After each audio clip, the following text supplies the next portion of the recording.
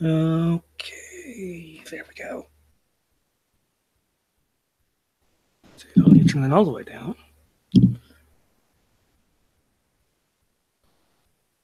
All right, see how that goes. Okay.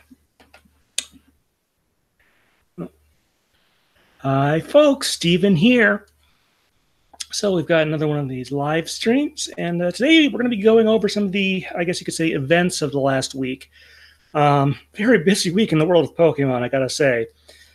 Specifically, what we're going to be talking about here is the trailers that were released this week. There's three that we're going to talk about. The first one is the new Detective Pikachu trailer. Then there's the Pokemon Sword and Shield trailer. And then third, we have the Mewtwo Strikes Back Evolution trailer. That one's just in Japanese, but rather than talking exclusively about like sort of the visual content of the trailer, since this channel tends to cover a lot of music stuff, it may not be a complete surprise. We're going to cover some of the musical stuff there. Now, hopefully you've seen all of these. If not, please go back. After this is done, I should put some links in the description to these trailers, but odds are pretty good if you're watching this, you've seen all three of those. There was one more thing. There's Ryan Reynolds put out a video talking about becoming Pikachu, but I haven't really watched that one. But I guess we can kind of go in order. So, you know, the people don't always realize kind of how important music is in trailers. But the first one is the Detective Pikachu trailer number 2. Remember, trailer number 1 came out back in November. There's probably at least one more that comes out close. And then, of course, there's also all the television ads and internet ads that you're going to see leading up to the week or two before the movie, and see how that all comes together and stuff like that. But this one, there are really, I would say, two distinct musical elements. And the first one, took me a little while to realize until I started reading through the comments, but if you pay close attention during the first part where they have like the orchestra hits and stuff like that in the background where Detective Pikachu is going through how he got where he was and stuff like that, and sort of piece it together, you realize, oh, wait, this is the English Pokemon theme. There's a part where it goes da-da-da-da, which is sort of the more obvious part in there where you realize, oh, yeah. It's kind of nice because I know the first trailer used the Pokemon game theme in there. And obviously they've gone a little further with the soundtrack. Although none of the music from these trailers may actually be in the movie. You never know with these things. But, and then it goes into, let's see, Bonnie Tyler, Faster Than the Speed of Night, Holding Out for a Hero, which is a fun little song. I actually do have a bit of history with this. I think I first heard it that I remember in like on a VHS tape that had a promo reel at the front for like the studio's other things. I forget, it might have been Paramount. I'm not sure, but because I believe this song was actually originally released before I was born. But I do have a bit of history. I actually used it to fill time on the station. I don't know if any of you remember that far back where I had other stuff on the station. This was one of them that I think I tried to foist on there a little bit. I'm not going to say it's now a Pokemon song and I can use it if I were doing this again, but I think it's a good choice. I think I remember the first trailer they had to Happy Together by the Turtles. I think whoever's picked out the music for the trailer and gotten that, cleared and whatnot has done a pretty good job of picking, I like to call them alternate universe Pokemon songs. Because I think there's a definite bend to that. Where else have I heard? Let's see. Holding Out for a Hero. I know it's used in like one of the first season of Lois and Clark, New Adventures of Superman. Because actually the song, if you keep listening to it, does have the word Superman in there. So that makes it kind of appropriate, and other stuff like that. So I thought that was a good touch. And actually when it gets to like a Fire in My Blood, that was kind of an interesting point there, because there actually are like, that's a round where Pikachu is fighting Charizard and there's other flame type stuff happening along, and we see Mewtwo in there.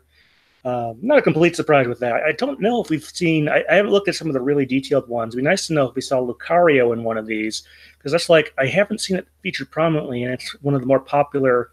They got Greninja in there, and some of the other ones from the later generations. Ludicolo, of course, is featured in there. I also kind of want to know who's doing the Pokemon voices for this movie that aren't like the Pikachu sample and then Ryan Reynolds as Detective Pikachu. Be interesting to know those ones. Um, but I am getting more excited about the movie. I'm going to see it regardless. I'm hoping it turns out very well. We'll see what happens. But some great musical choices there. I do want to point out, though, that the Turtles Happy Together, this isn't technically its only association with Pokemon in that first Detective Pikachu trailer. It was used in the commercials way back 20 years ago for, let's see, what was it? Oh, for Super Smash Brothers for N64, for the US commercials for that. You may remember something's gone terribly wrong in the happy-go-lucky world of Nintendo, or something of that nature in the ad there, where they got people in like a Mario, Yoshi, Donkey Kong, and Pikachu suit, and it starts out nice, and then they start fighting with each other to sort of promote the game. It was an era of games where you couldn't show as much in-game footage because things are low poly, especially that generation. Let's see. And that's most of what I had to say there. Like I said, I do expect there to be at least one more Detective Pikachu trailer, and that will probably have another song, maybe one that's actually, like I said, there's a distinct possibility of neither Happy Together nor Holding Out for a Hero are in the actual movie. But you never know. We don't really have a great idea what musical direction they're taking with the actual film. We're just going to have to wait on that. I'm guessing some soundtrack details will probably be coming in the next few weeks or maybe early April. Then again, like I said, with the first movie, We're a Miracle, very late edition, apparently, based on the mastering date. So let's see. Going beyond that, second trailer, of course, Wednesday, we got the Pokemon Sword and Shield trailer, which, it's a region apparently based on the United Kingdom. First, I kind of thought it was just Scotland, but I have to take another look at the map. Scotland, by the way, is in the northern part of the United Kingdom. There's Scotland, there's England, and then, let's see, Wales is over here. There's Northern Ireland, which I'm guessing is probably not going to be in the game. Who knows? Maybe that's where the Battle Frontier is on the Ireland, Northern Ireland. Those are separate countries. Ireland to the northwest. You never know. But the music used there for most of the video, I believe, was sort of a mixture of the Hall of Fame and the main Pokemon theme. It had a nice little edge to it. Nice little, very electronic, but also with some distorted guitars and stuff like that. I think I really really enjoyed the music there. Watched through that trailer a couple times. Very excited about the games too. And anyone out there in the audience, as usual, we will take any comments you have on the music from these trailers and stuff like that. There was one other song, at least, in the Sword and Shield trailer.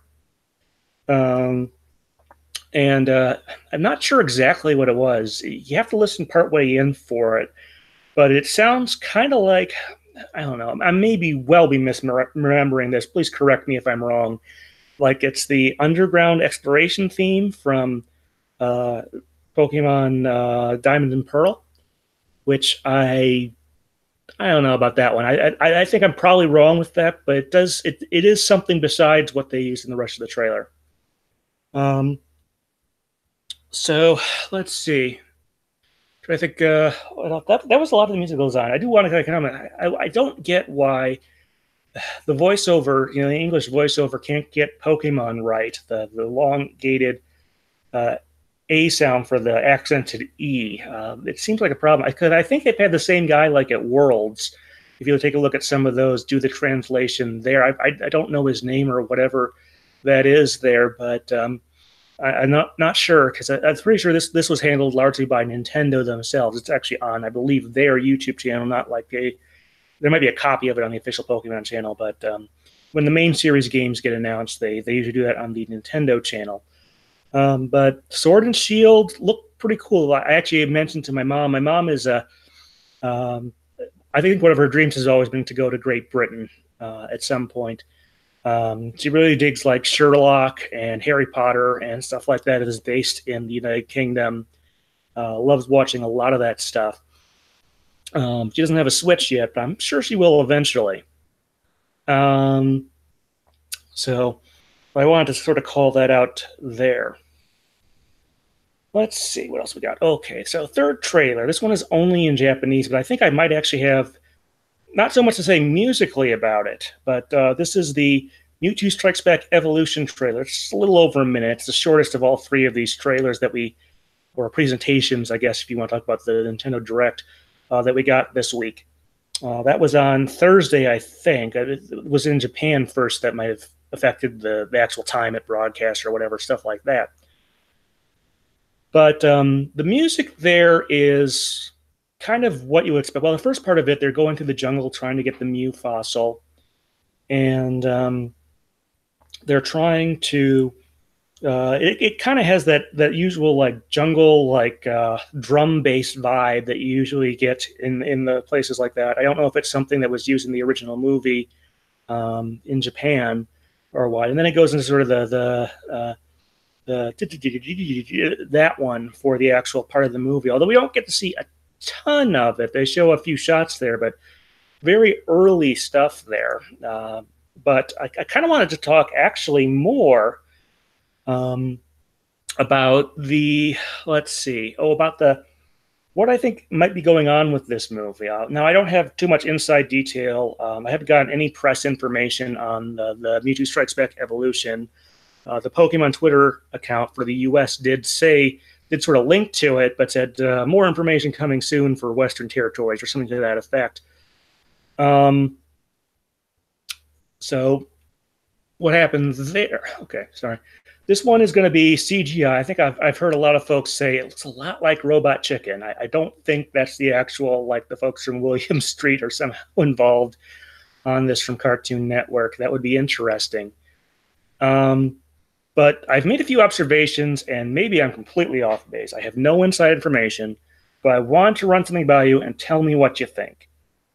Okay, so you may remember that going back to Detective Pikachu, that was originally going to be distributed by, I don't remember, was it? It might have been Universal, but I don't remember. It was someone other than Warner Brothers who was doing it now. It was still in production by Legendary Pictures, but over the summer or late or early fall, something like that, somewhere in there, that got moved to Warner Brothers. And there can be various reasons for that.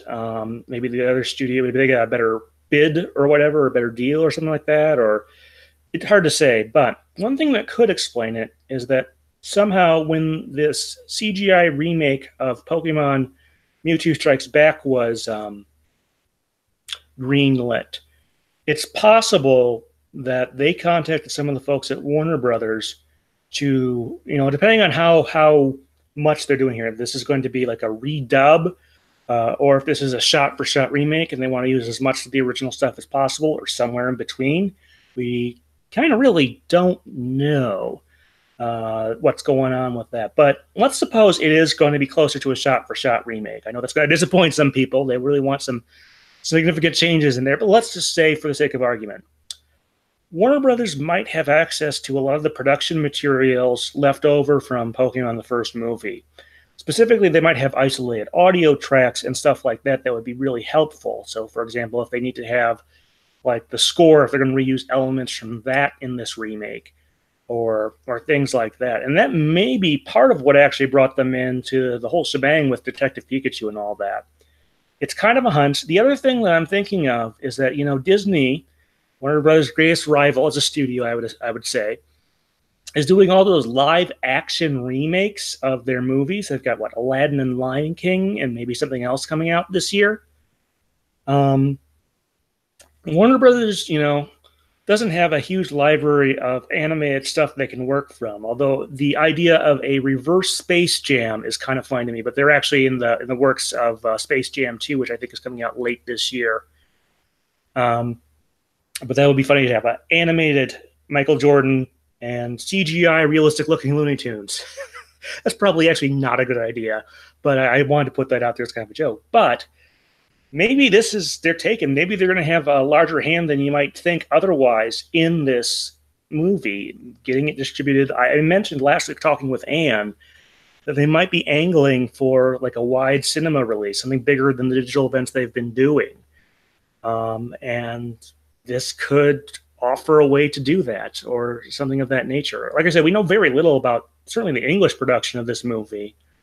And like I said, we just have those kind of early things that were done. You know, these trailers, the footage there is always, you know, weeks or months old sometimes.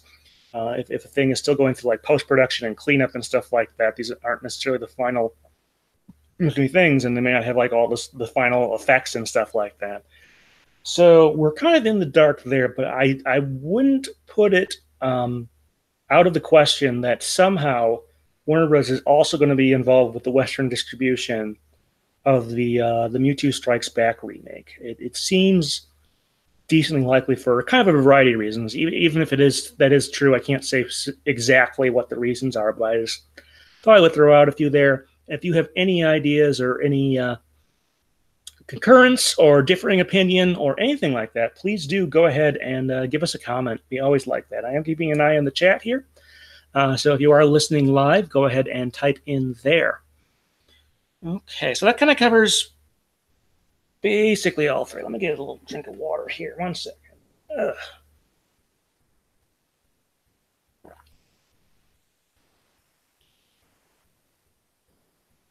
But yeah, like I said, I think next time you're watching any sort of trailer, video game trailer, movie trailer, you know, TV trailer, or any other type of, I don't know, whatever types of trailers are there, it has to usually be sometimes sort of visual media. But pay attention to the soundtrack there, especially in this day and age. It's much easier for us to rewind and stuff. It's not like in the old days where movie trailers, you generally only saw them in front of movies. And like, you know, like I think Entertainment Television used to have a TV show where they would do that. But like, unless you had it on VHS tape or something, or you have to wait for the DVD to come out to see the trailer again on your own terms. But now you can sort of rewind, fast forward, you know, listen in really closely and stuff. Pay attention to that stuff. There's a lot of work that goes in there, you know, sometimes as much as what goes into the actual video portion of it. But all three of these things I have at least some interest in. I'm certainly going to be, you know, seeing all three of these or playing the Sword and or Shield games. But whatever your thoughts there, like I said, go ahead and type those in. Okay, well, let's see here. Let's talk about some of the other stuff that's going on with the channel. So next weekend, I'm not 100% sure what's going to happen with the channel. It'll still be there. But I'm not sure what I'm exactly going to get up. It's probably going to be part of the Keldeo movie discussion that Ann and I did a ways back. It's finally been a month there. Of course, you remember last weekend we did a live discussion of The Power of Us. I think we're going to do those live discussions going forward, and I have gotten the my side of the audio out to her. She's going to send it to someone for production and get the nice, clean, polished version that goes out on her Patreon and eventually the podcast feed for us. See, what's happening next weekend is I'm getting my computer upgraded, getting the RAM upgraded and the hard drive upgraded, and that's going to take them a little time, especially since I'm planning on having them transfer my files over to hopefully get that done, which takes extra time because moving stuff over is not as fast when you have, you know, hundreds of gigabytes or even terabytes of data to move over. So over the weekend, I may not have access to my main computer. However, I will try and produce something that I can put up over Friday, Saturday, Sunday, somewhere in there. Let's see. Looking further ahead, let's see. Next thing is there's some tournaments and other stuff coming up over the next time. But, of course, the next big thing I want to take a look at is in Berlin, Germany. They're having the European Internationals at the end of April. I totally intend to go. I've got my travel booked. And looking forward to that and also spending some time there. So that I'm definitely looking forward to. And that's kind of what I've got on the immediate. I guess there's one musical thing I should mention here that did not pan out. Earlier this week, the Record Store Day, the list, as they call it, or just basically the list of releases that are coming out for this year's Record Store Day came out. It's not always 100% finished by now. The actual Record Store Day is a little over a month away. But did look on there. There are some interesting things, but nothing Pokemon related that I could see there.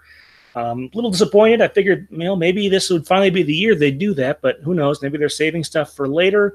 Maybe Warner Atlantic is going to put out something else on a larger scale than what Record Store Day can accommodate. But there are a few things there I'm interested in. There's like a Ninja Turtles album. They have the score to the 2009 reboot Star Trek on vinyl, and a couple other things. Actually, I think the soundtrack portion of these Record Store Days keeps getting bigger and bigger.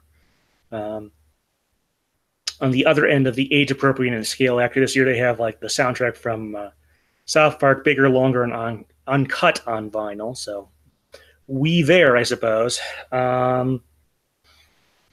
Those are kind of the main things that are going on with that. But I'll probably pick up something and still go there. It's just like I said, a little disappointed that nothing Pokemon related, at least that we know of, is in store for this year's Record Store Day. But other than that, that's going to cover it. A little bit of a shorter show this time around, but if you haven't already, go ahead and check out our discussion of The Power of Us, the music from that one that Ann and I did last weekend. And don't forget, if you missed it somehow, I did at Ann Milwaukee, I interviewed a guy who won the Smash Brothers tournament. It's another great thing you can take a look at. All right, folks. Yeah. All right, folks. Thanks.